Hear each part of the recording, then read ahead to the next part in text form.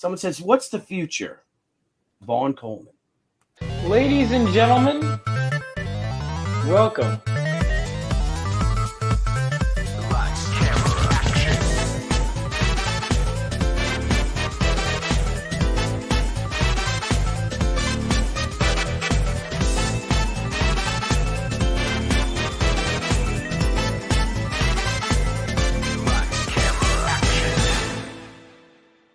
All right, so another episode of Vaughn Coleman Presents. Yeah, I've been doing a lot lately. Promoting other people. I was slacking, and then I'm hitting a lot, and then I've got my own book launching soon. So of course, I want to talk about that real quick. So it is already available on Fund My Comic. All the links to my campaigns can be found on my link tree in the description. But I'll just show right here.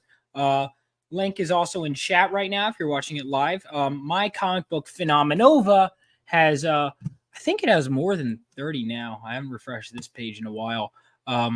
Is going to be launching on Kickstarter and Indiegogo on Tuesday with a brand new cover by Buzz. So make sure to check that out. Phenomenova, of course, set 20 years after World War III, follows the idealistic son of a war hero who is struck by lightning while holding a mysterious crystal. But he finds himself in way over his head when he attempts to intervene at a heist at a nuclear reactor. So if that sounds interesting to you, definitely check it out. It's already doing very well, and I hope it does even better. And I'm already starting work on issue 2. And we're wrapping up on issue 1. So, yeah. Without further ado, though, enough about me. Let's bring in our guest, John Dexter. How's it going? Good. How you doing? I'm doing great. Doing great. I have an art contest, and I just announced a submission deadline. Which all this stuff is work, man. But yeah, it's paying off though. It's great seeing people enthusiastic about your work. I think that's one of the things you have to do is trying to get people, to feel like they're a part of it in a way. Obviously, don't give total control to fans, and that doesn't mean customers. But like I've seen franchises that just kind of. The fans will decide, oh, this character should get in a relationship with this character. And you could just tell the writers weren't doing that, but the fans ask and they just go for it. You don't want to do that, but you do want to always make sure the fans are respected, I feel like. Yeah, absolutely. So you've got your first book out, but before we get into it, I always like to ask, what got you into comics? I was a teenager of the 90s. Even though I'd known Spider-Man, was a fan of Spider-Man as a kid. Pretty much typical. This is my shirt. I live in Michigan, so they did a pretty cool. It's the Amazing Michigan shirt, which is a take on the Spider-Man logo.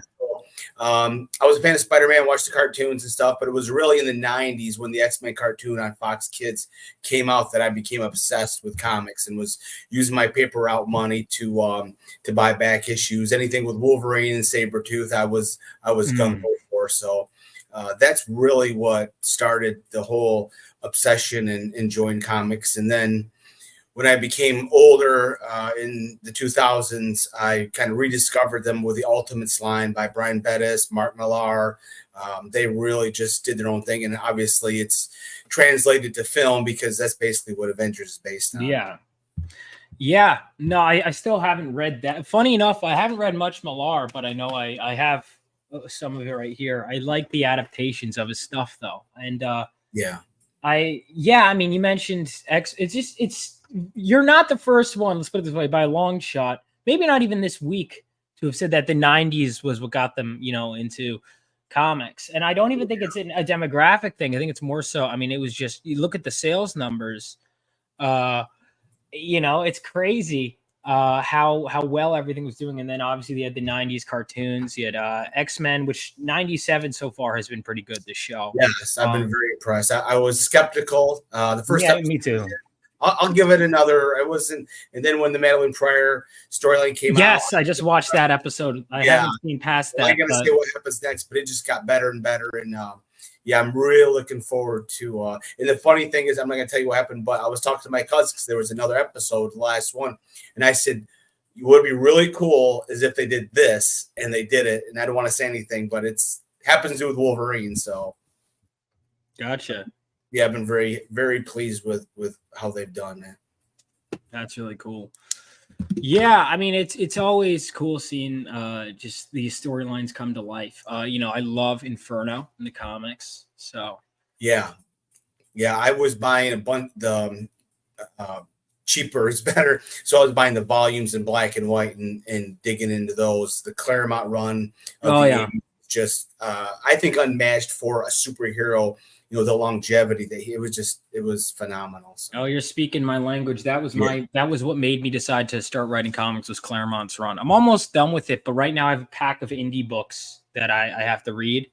But I'm so close to the end of Claremont's run. it was fun. I wanted to do that. I'm gonna go back and reread it. I'm reading indies right now. That's kind of my thing Yeah. for the last 10 years is the indies. Ed Brubaker, I'm a huge fan of his. Brian K. Vaughan. So. Gotcha. Yeah, I need to check that. I've liked I don't what is Brubaker doing now? He's doing Right now they're making a Criminal into a TV show on Amazon, which is pretty exciting because he's done everything. You'll never read a bad Brubaker, I can tell you that. So yeah. I got into him with the death of Captain America. So he did that, and that's what got me interested in him. And he's been my favorite comic writer ever since, to be honest. Yeah, I haven't read his Captain America run, but I've been told that it is like one of the best. Oh yeah, yeah. I need to sit down and read. I keep having this thing where I'm like, no, I gotta work. I haven't earned a break. And it's like, man, I've worked all week. Yeah. So I'm gonna probably after this do some reading and whatever. And then if I feel inspired to write, I'll put it down and come back to it. But I've heard Brubaker's run is one of the all-time greatest Captain America runs. I want to say he won the Eisner for that, but don't quote me on it. But I want to say he won the Eisner for that run. Yeah, I liked what was it? I liked the Batman, the Man Who Laughs. Okay, I haven't read that one. I'm not a big DC guy, to be honest, but I've heard about it. It's good. It's weird. I read more Marvel now, but I used to read more DC. Yeah, I used to read a lot more DC, and as I've been reading longer runs, like I've been getting more into Marvel. DC has this problem where they just kind of throw stuff out, especially when I like. But it doesn't really matter because I don't really read the current stuff anyway, so I know I have plenty to pull from. I couldn't tell you anything what's going on currently. Like I just pretty much don't touch current X-Men. Don't touch it. Well, don't worry. I've the only Marvel book I've bought was the 181, but they re-released because I have a homage cover to it because it's Wolverine's my favorite character. Yeah. So I'm trying to find. Oh yeah, here it is. This is my homage. No, I can't find it. Anyway, sorry. I grabbed. This is my Spider-Man. Oh, nice. To my Alpha Dogs comic book. So it's Stone Tower. That's a better book. Yeah. So yeah, that's a cool one. Yeah.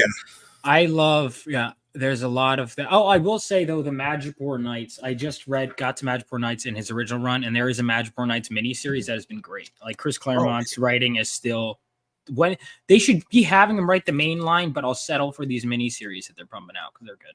Yeah, in the mid 2000s, I read his X-Men run that he kind of came out and did, and it was good. I mean, he's phenomenal.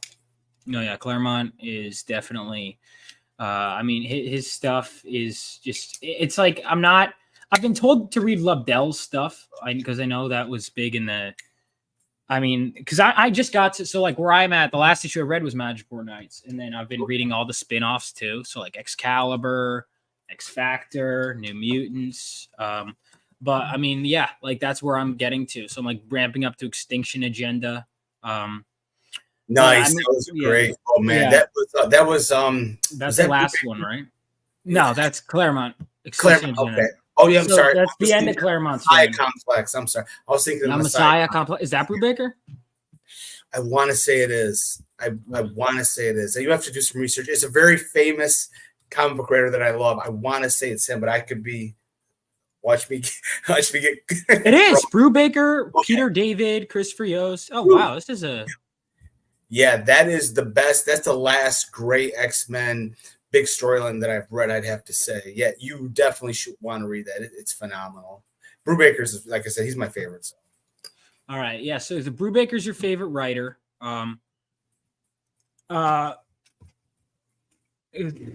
Yeah, let's see. He said La Belle is good. The father son talking Cyclops for sure made me cry because of all the things I wish my dad said to me. Powerful stuff. I haven't read that. I remember because I was going into the comics knowing the movies, not knowing anything about Corsair. I was like, what? His dad's a space pirate? I was like, what? Who are these? Because that was the thing. It was really interesting. It was almost like, because I learned about them in other mediums. It was almost like transporting back in time to the mindset of readers and going, oh, so Wolverine, they don't even tell you that he has a memory problems has never come up in all the issues I've read so far. It's just, they just don't tell you what his past is. Yeah. And honestly, I kind of like that better. It's kind of like the Man of Mystery, the Man with No Name. I really wish this is just me, and I'm sure people disagree. I wish they had never had him gain his memory back, because I thought that ruined kind of the mystique of Wolverine, in my opinion. Just like Boba Fett, I wish they would have never taken his helmet off. That they lose that mystique to them, but that's just my personal opinions. Yeah, Ellie brings up a good point. Lives in the moment. He doesn't talk past business. Yeah, you'll notice that his past only really comes up when it applies to the current. Like, okay, when they're in Japan, he speaks Japanese. He goes, "Oh yeah, I have connections with this person," right? Yeah. Like, oh, Mariko. Well, now it's time to discover my roots, or he's like, Nick Fury goes, oh, this guy from our past, and you learn, oh, he has a past with Nick Fury. That's always how they would go about it, is they touch on the past through the present. And I was one of the most underrated Wolverine stories, I think, is that Spider-Man versus Wolverine. That's criminally underrated. Yeah, that was pretty cool.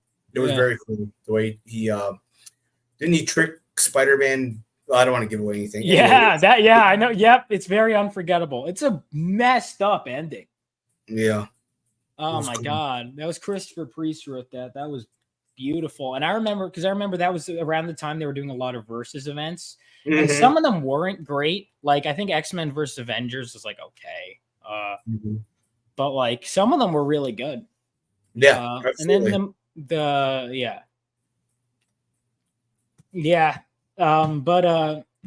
so getting into, so you've written stuff before now, like what have you written before this?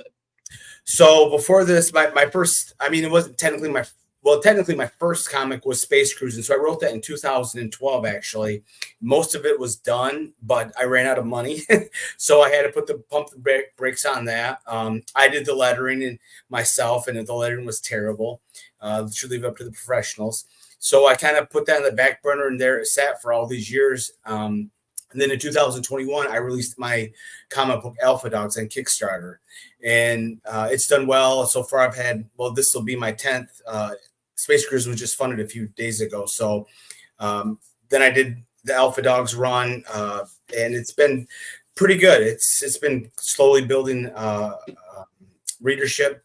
And what Alpha Dogs is about is, and here's one of my really cool covers here. It's all the covers are done by Stone Tower Studios. It's about this dog, which was inspired by my dog. We lived in this town in Missouri that had outlawed pit bulls. And so we ended up moving because we were going to get rid of our dog. He was a pit bull mix. So that inspired me to create this story about this dog that's feared by the public because of his breeding size, but he actually has a huge heart. In the series of Alpha Dogs, Buck, the main character, he has the ability to heal from any wound. He's smart enough to understand human speech. He has a heightened strength. Him and his owner are on the run from mercenaries that are attempting to kidnap him to manipulate his powers. That's out right now. And actually, you can get the graphic novel that came out earlier this year, which is a collection of the first 4 issues on the current Kickstarter for Space Cruising. So if you're a dog fan, if you like stories with a lot of mystery, then you should check it out. And then after that, I did my other series called Dime Store Detective. This is one of the covers. I like these names. Dime Store Detective. That's a cool one. So yeah. What it's about. Yeah, it's another terrific story, but totally different. It's a noir supernatural crime mystery. We kind of go back and forth 40 years. So the detective is currently, in the present time, he's after the serial killer who's been leaving some clues.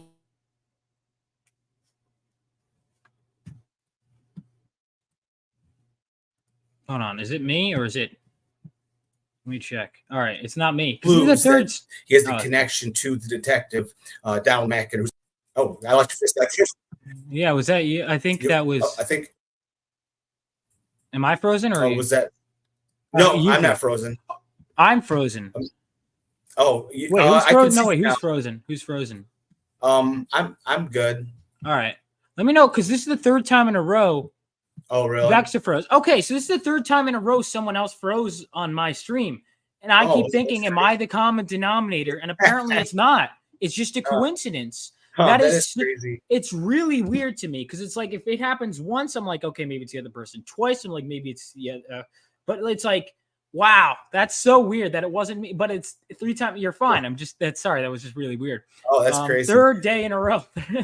Oh, But, that is nuts. all right, so you were saying, Yeah, so the detective serial Mac, killer. yeah, so we go back and forth 40 years. The detective is 8 years old. He's raised by moonshiners involved in this war with this rival moonshine gang that's trying to put them out of business. It's and when the detective's father and uncle 40 years ago try to find a new place to hide their still during this moonshine war, they inadvertently release this evil entity that's been trapped in the Appalachians in this cave for hundreds of years, and it gets released and kind of all hell breaks loose.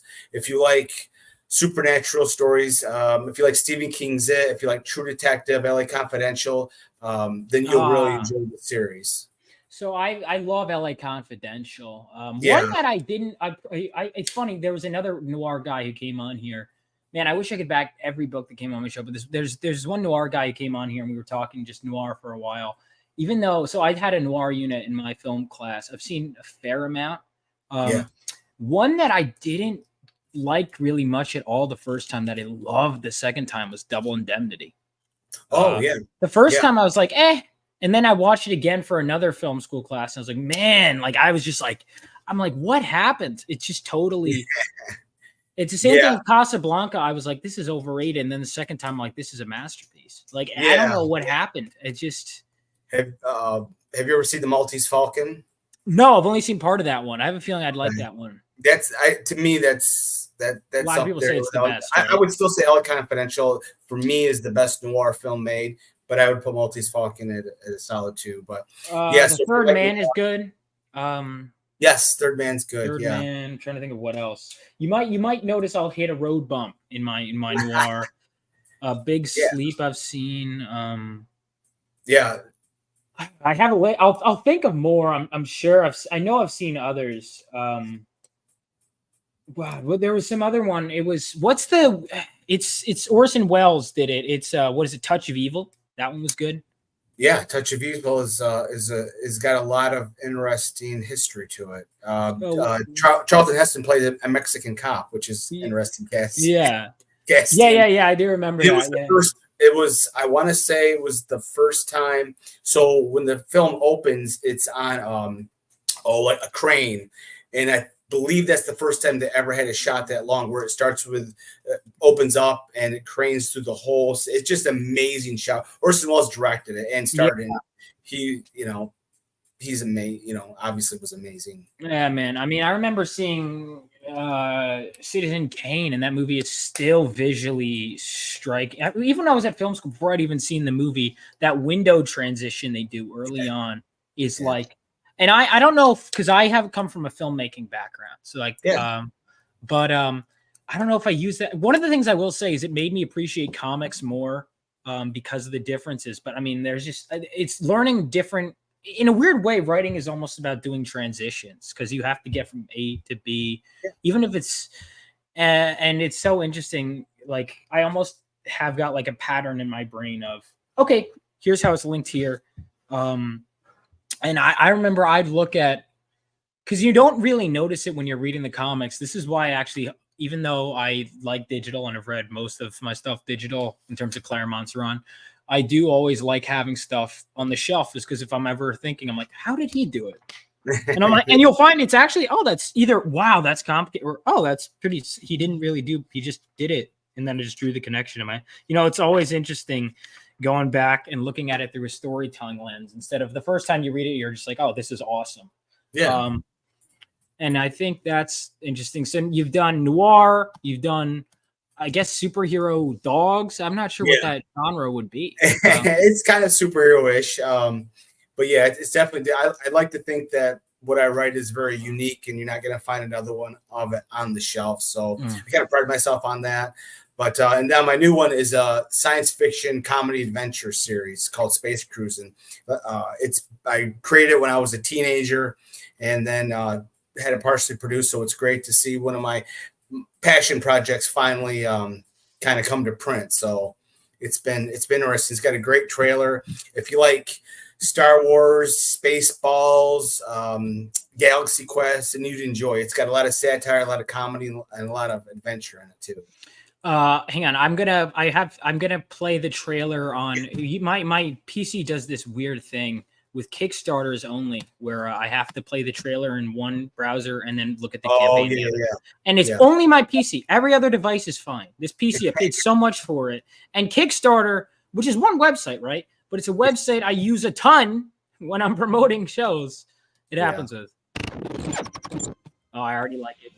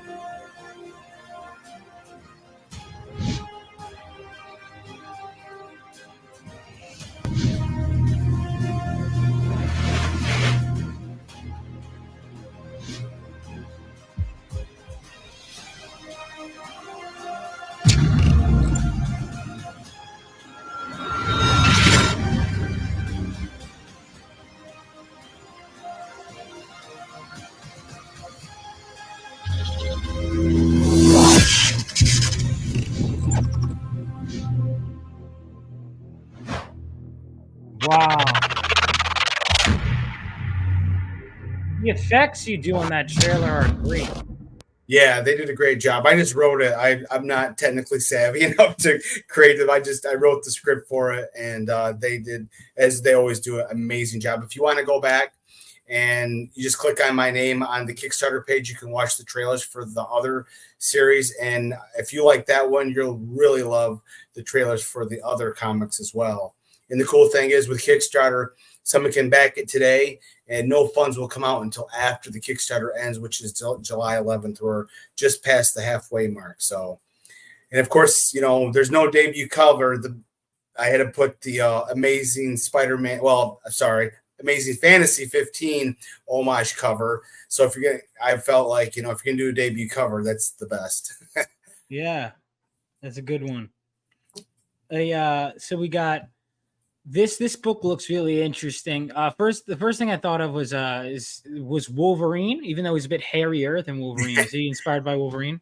No. He's inspired. He's just this alien, this fun-loving alien. So what happens is Earth becomes unsustainable for life, and this is the far future, and Earthlings travel to this distant galaxy and find two planets that are sustainable for life. The only problem is they have neighbors. There's over 300 races of aliens there, and Earthlings set up shop like most humans do. They come in and say, hey, we need to live here, and the aliens aren't having it. They don't like the humans' laws, so they end up going to war. But in this story, the aliens are not advanced. They're actually archaic compared to the humans advances. So there's this war, and even though the humans are greatly outnumbered, they destroy the natives, and now the natives, because they don't want to be called aliens, it's kind of a slang term. They want to be called natives because it's their planet. They end up having to adapt to the humans, and that causes a lot of conflict. And then this alien, like a lot of people, they absolutely love human culture. So the aliens are walking around with, cowboy outfits, Revolutionary War outfits, pirate outfits. They love the culture that the Earthlings bring. They're just not a big fan of the Earthlings' laws. So we have Ace. Now, you're probably too young to know the shirt that Ace is wearing is called I Shot JR, which was a funny, funny for my story, but there was in the TV show called Dallas in the 80s, and this guy named Jerry Union was shot, and people were wearing the I Shot JR. So he wears like popular pop culture shirts, like Where's the Beef or whatever, Avoid the No, funny references that we would get. And then he wears the cowboy hat and World War II bomber jacket. So he's the pilot, and he's kind of comedic relief. And then you have the android named Phobos, who is obsolete. His model's been obsolete for over 100 years, but he was installed with human emotions. So the character Phobos is kind of like a metaphor for the elderly. He's very old and kind of decrepit, but he has a lot of knowledge to share, but nobody wants to hear it, And then you have Yuri, who is a Asian Asian Caucasian, who was part of this clan of Bushido warriors who were kind of pushed into going to war with the natives. And they've been disavowed. They've been basically, told to break up. So he ends up getting together with these two, and they go on these adventures, unlike Star Wars where they're, battling the Galactic Empire, or Star Trek where they're discovering new worlds. These guys are just trying to make a quick buck by selling earthly artifacts that they find. And then they end up getting inadvertently pulled into this conflict, this huge intergalactic conflict that they have to try to save humanity. So it's got a lot of comedy, it's got a lot of satire, it's got a lot of adventure. So if you like science fiction, if you like comedy, if you like, a lot of action, then you definitely enjoyed the series. That's awesome. Yeah, it looks great. How many pages is it? It's 24. Okay. And is it a self-contained story? This is number one? No, this would be number one. I mean, hopefully, knock on wood, the series can get popular enough to keep on going. So we'll see. Like I said, we're funded, which is great. And I've tried to keep the tiers as low as I could. A lot of Kickstarter. Yeah, these are great. Yeah, a lot of Kickstarters, they're physical copies. They want $15 for. The first one is only $10 for the physical copy, and the digital $5. So I've tried to keep it as cheap as I possibly can and not lose money. Wow, that's great, man. These yeah, I mean, these are super low prices. Yeah. Like I said, I've tried to get as many people on board as I can for the first one. So hopefully it can take off. But if you like any of my other series, all my series are available on this Kickstarter in digital or physical form. Yeah, I think what I'm doing with mine is going to have a digital later, but honestly, starting with the digital is smart, especially for $5. I mean, that's a steal.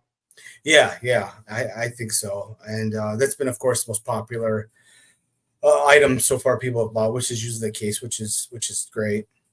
Saves me from having to print it. Yeah, no, and you get all the when you look at printing costs, it's like, oh my god. Yeah, the printing costs has went up exponentially since COVID. It's been pretty bad. Yeah. So. But I mean, and you've done 2 books before this, and they were both Correct. self-contained. The Alpha Dogs and the Dime Store Detective, which, like I said, you can see if you click on my name, you can see those other campaigns and the trailers. I mean, the trailers are pretty, not to brag, but they're pretty phenomenal. You can brag all you want. When you create something, you have full right to brag. Yeah, it's the Kickstarters are pretty cool. And like I said, I just got done with my Alpha Dogs trade, which you can actually click on right there if you want to see the. Okay, because I was going to ask if they were multiple issues. So are these series done then? No. So Alpha Dogs, the first storyline will be 10 issues in all. We got 4 down right now. Dexter Detective will be contained. That's going to be 8 issues in all. And I've got issue 4 actually comes out in August on Kickstarter. So every campaign, thankfully, they've gained more and more backers as they went. It's always tough starting a new series because, you're trying to get sometimes a whole new audience to get it. So it always kind of starts out a little bit slow, but I have faith in it. And I think people will really enjoy Space Cruising, especially if they've read the other series that I've done. Absolutely. Yeah, I mean, I think it looked fantastic, Space Cruising. Yeah, I think all these, and it looks like you've done a lot, and I guess you're still continuing these series. Correct. Yep. Like I said, Dexter Detective issue 4 will be coming out in August. And then I don't know.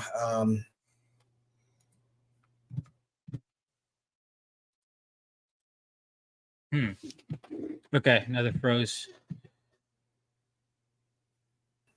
It's kind of, I see that. I'm back though. No, that's good. Yeah. So I just don't know the date yet of when the next issue will come out for Alpha Dogs. And basically, you're just paying. What I do is you put your money into whatever you make off that last Kickstarter. It just goes into the next one. So it all depends on how much you make off that one. Yeah, that's what I'm already like looking at, because the thing is I know that extra stuff comes up, so I want to go all in. Like I'm already starting with issue 2, but I'm like, let's get the covers, make sure we get, and then full in. But yeah, it's really cool. And obviously the fear is, obviously you picking up an audience as it goes is great, because obviously people are more afraid. The people that look, most issue 1s don't go anywhere, but then occasionally you'll get one that does. And for $10, it's pretty good. It's like, because you think about how many #1 issues there are. And I'm not talking the fake #1s they do where it's like, the X-Men #1 is 7, like the 7th time they relaunch it, right?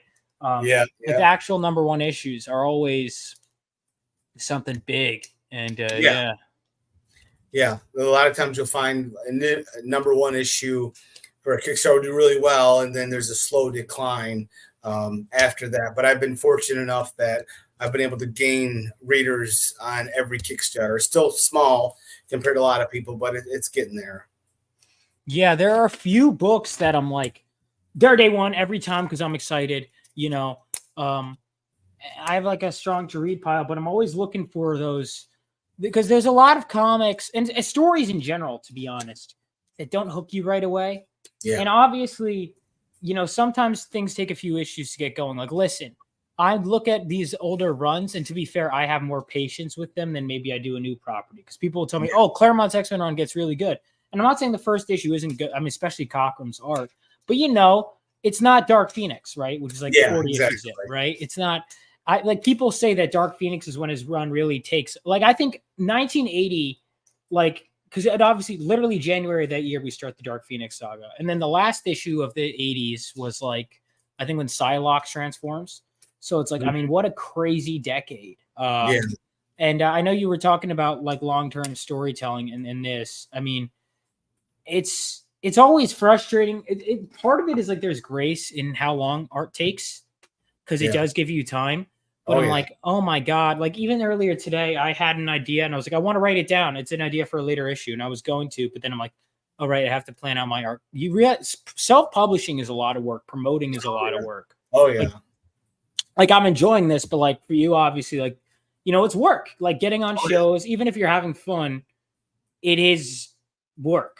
I basically got home, ate, and then jumped on here. Yeah. You definitely have to have a passion for it. I mean, you got to be very motivated to do this. So, but it's what you love, and what I'm sure you're the same boat as me, is what you've always wanted to do. So, Well, yeah, it was like I went to film, and then when I was at film school, because I kept having to water down all my big budget ideas, and then I was seeing this Chris Claremont guy. If he had an idea, he could just do it like that, and it's just cost the same amount. I'm like, this is amazing. Why? Because I love comics. I had liked comics, but I had always like like I love them but I don't think my appreciation ran as deep as it does now. Yeah. To a point where it's like I would have never thought. I would always be like, oh, I'm never gonna deter from filmmaking. That's it. And then it's like now I love comics so much. It's like I could do this. I'm not saying I like. Obviously, I do miss filmmaking and I want to do it, but there's something so special about this medium. Yeah. I actually for most of my life I wanted to be a screenwriter. Was striving to do that. And it wasn't until Alpha Dogs that I was like, well, this definitely is more geared towards a comic. So I actually, most of my life, since I was 15, was trying to break into screenwriting. And I was actually, I don't know if you've heard of the Nicole Fellowship. It's sponsored by the Academy Awards. I mean, I know you're more of a filmmaker than screenwriter, it sounds like. Oh, I'm a screenwriter. I love screenwriting. Yeah. So the Academy Awards every year puts on what's called the Nicole Fellowship. 5 winners. You go in, and hopefully there's been a lot of movies made from the 5 finalists on there. And I was fortunate enough that I was in competition with 7,300 scripts, and I got to the semifinals, which was the top 180 2 years in a row for my screenplay, The Weeping Tree. So one day I want to turn to a comic book, but a graphic novel, but that was Western. So, oh, that's cool. Then I got some producers and agents talking to, but like 99.9% of screenplays that ended up going nowhere. Yeah, that's the tough part. And that's why, even though self-publishing is so much work, you know that you're not putting your eggs in someone else's basket. Exactly. If it gets made, it's because of you. It's just a matter of how much you can make. You know, if at the end of the day, like, people can have all this stuff and then they walk away owning none of it. Exactly. Not saying I'll never do work for hire, but you know, if I sold my idea tomorrow, they could throw me off the book and be like, you know, we're not liking your direction. It's like, what do you mean? I created the book. It doesn't matter. You know, they do that all the time. You know, you hear all these production stories of these stories where they just they threw them away. And it's tough. I mean, like, even in The Walking Dead, they threw Frank Darabont off. Like, if the guy who directed The Shawshank Redemption is telling you what he thinks is a good idea for a story, maybe you should listen to him. I don't know. Call me crazy. I'm biased. Shawshank's my favorite movie, but yeah. It's definitely up there. It's a great one. What's your favorite movie? The same year, and the crazy part, 94. Crazy year.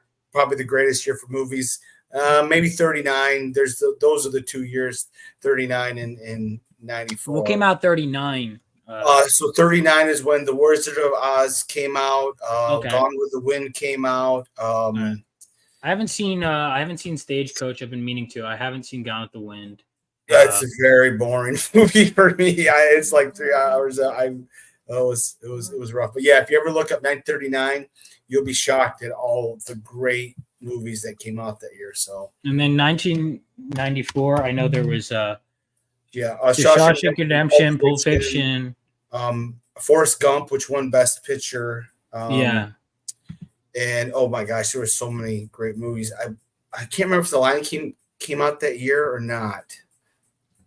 But The Lion King, Leon the Professional. Never seen Interview with the Vampire. The Crow. Much better. True Lies, man. Dumb and Dumber. What a. Yeah, it was an awesome, unparalleled year. Now, if you type in 1939, there'll be a debate because that year is considered by a lot of people the greatest year for film too. Chunking Express. But my favorite movie you're asking of all time is The Empire Strikes Back. So. Ooh, that's a good. All right. I had an homage cover done to that and Star Wars for my Alpha Dogs. It's tough with the homage covers. Like, for example, I was making a list of stuff I want to do an homage to.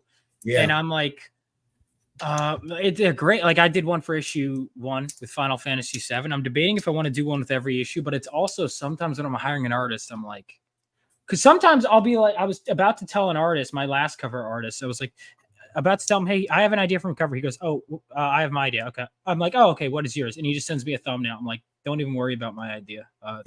You know, sometimes you have to do that.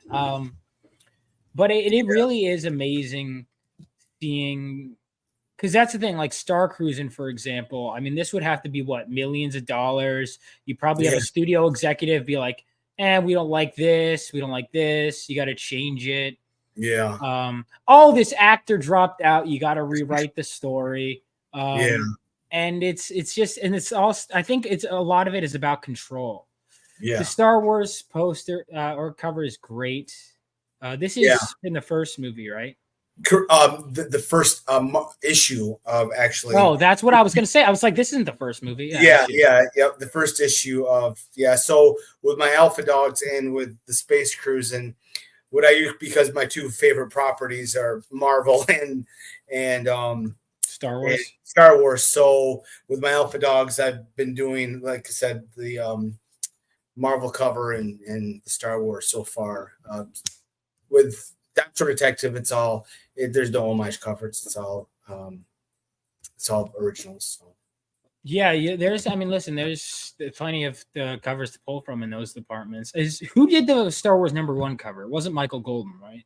No, it definitely wasn't. I don't know. I couldn't tell you because I work with Michael, but I think we would be selling prints of Star Wars #1 if he did that. Oh wait, right, Star Wars issue 1. Yeah. Oh wait, how many issue 1s are going to come up? Oh yeah, no kidding. Okay, well they're always that's the thing. These are always like fake issue 1s. Like this will never be issue 1. Yeah, exactly. I mean, any you say issue 1, I would hope 99% of people will show that one. So all right, let's see who did this one. This Chaykin. Okay, Chaykin's the one who did the cover. Yeah, it's a great cover. So oh yeah. I was gonna do Wrath of Khan movie poster, but I was like, nah. I decided on this one. It's so dynamic that, and Javar, who is the artist, did a phenomenal job on it too. I think what do I like? I know that Chaykin did a great Wolverine story too. You've seen this one, right? You read this one? I've seen it. I don't recall if I've ever read it. Oh, it's worth a read because I skipped it initially when I was reading, and then someone was like, "Vaughn, you have to read this." I was reading because I follow a reading order. It was like released later. It was released in like 89 or 90 or something like that, but it was set before Fall of the Mutants, and so the reading order had it there first, and I was like, I'll get to it later, and I did. And it's great. It's a great read. Apparently, it ties into Steranko's Nick Fury run pretty heavily, which I've never read, but I've been told to read. Yeah. I actually saw him at a Comic-Con. He's really short. I'm short, but he's really short. Steranko is the man. I was talking to him for not last weekend, 2 weekends ago. The Heroes Con. I've met him a bunch of times. Love Steranko. Oh, cool. Yeah. He's great. Yeah. Definitely a maverick. Oh yeah.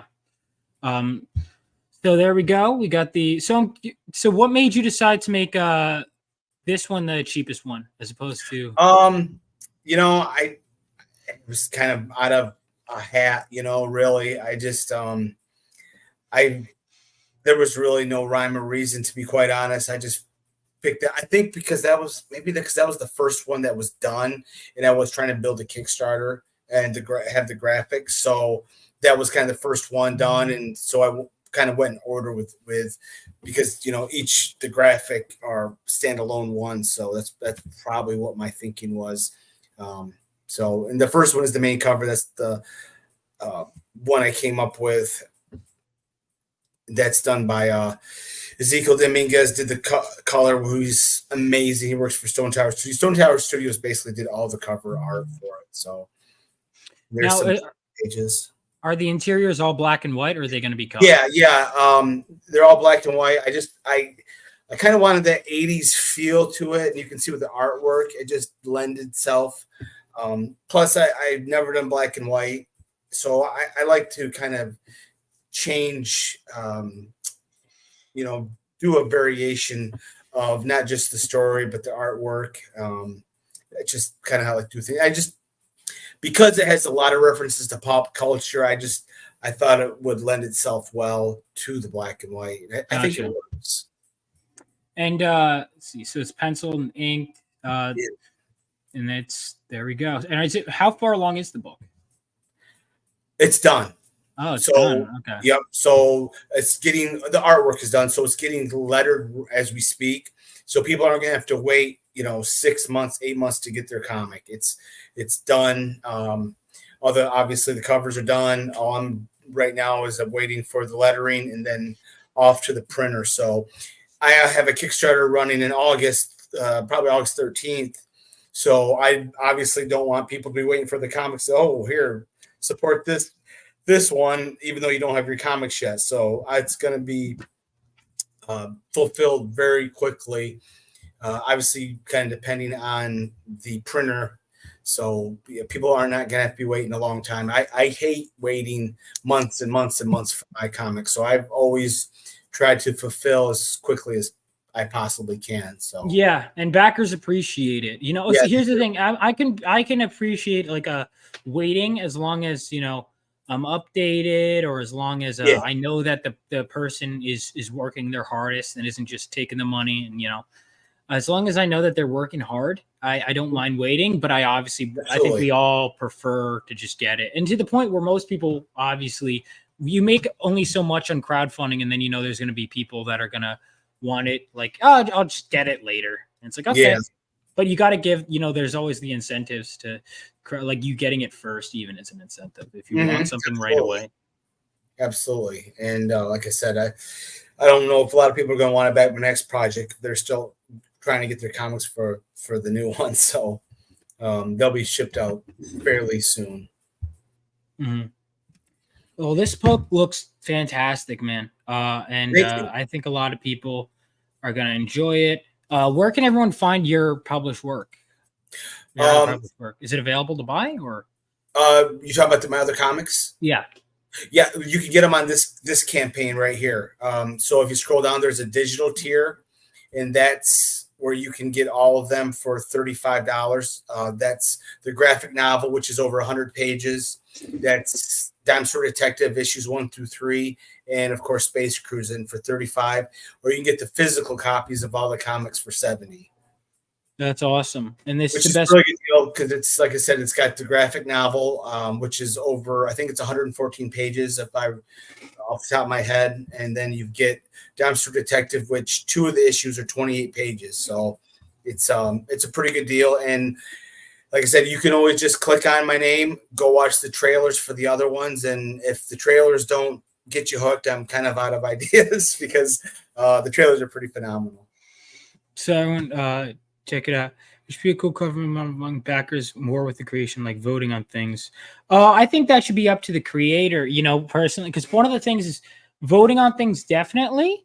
That's an interesting thing, though, that like voting on things. I might consider something like that down the line. You mean voting on your favorite covers or something? Or? Yeah. I guess, I don't know. I guess that would be up to one of the things that's great about crowdfunding is forces us to innovate in every way, whether it be in customer service. So like, even for example, an idea that I just thought of is like maybe voting on stretch goals. Like, okay, do you guys want a trading card? Okay. Which character do you want? Okay. You guys voted, here we go. Stuff like that kind of stuff. Yeah. That's a good idea. The story, I think we got to be careful on because yeah, I don't know if that's a good idea to let. Yeah, I don't think so. Cause I think kind of let the right, because I ultimately, it's like, cause I've seen multiple, I mentioned this earlier on. I've seen franchises where they give the fans too much control, or they just listen to the fans too much. And it's like, or even just a segment of fans. Cause most fans probably just like, yeah, I trust the writers, Yeah. But I mean, there's always choose your own adventure books. So like, like if my favorite writers were like, hey, what do you want me to do?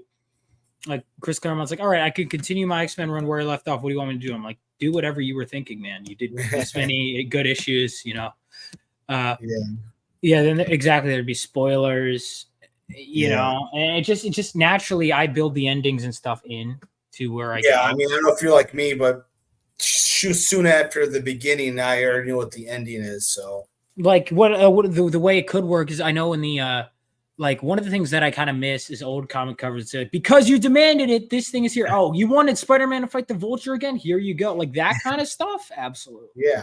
Yeah, that'd be cool. I don't think we know if we have that luxury with crowdfunding comics, though. That's the only thing, because they're able to obviously pump out, 50 Spider-Man titles. But Yeah. I think I want to get this many issues, like a certain amount of issues, before people start like. But I'm always open to listening to fans and potential customers, and I've shown Absolutely. that. But it's important. But where can everyone follow you? Where's the best way for everyone to reach out? So I'm on Twitter, which I think is linked to yours, at Real Alpha Dogs. I'm on Instagram at Alpha_Dogs_comic, and I'm on Facebook under the Alpha Dogs, or just type in John Dexter, and hopefully my name should come up towards the top. So, all right. So I'm looking up your. Okay, there we go. Gotcha. Oh, my letterer follows you, George Medina. Oh, cool. Yeah. But yeah, so if anybody wants, back it today, you can do it and not have to worry about paying for it till July 11th when the Kickstarter ends. That's the great thing about Kickstarter, and somewhat the bad thing too, because there's always, especially towards the end, there's always people that pull their pledge, but it's got as good and as bad with anything else. Absolutely. Well, thank you so much for coming on. It's been a blast. Tune in Sunday. I'm going to be having my buddy Trevor on. I might be doing a video game stream tonight. We'll see. But I've got some stuff to do, possibly some reading, and I'll see you guys next time. So I'm going to play this. Let's see. I'm going to play the trailer for my comic as we head out, and make sure to check out his too. Yeah, thank you.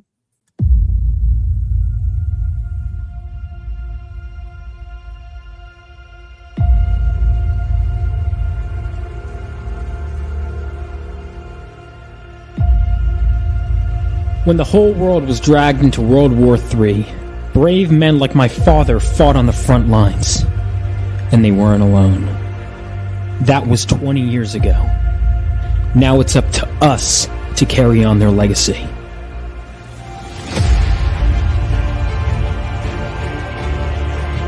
And every so often, the earth from which we come gives way for something new.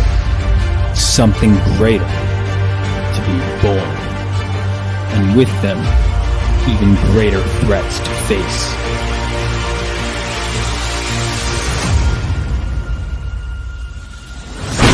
Bring it on!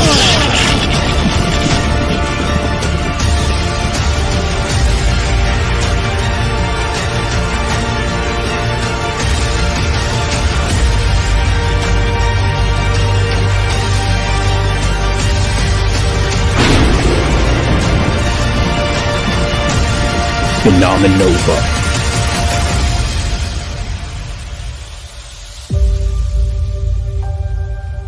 For you, Dad. For you.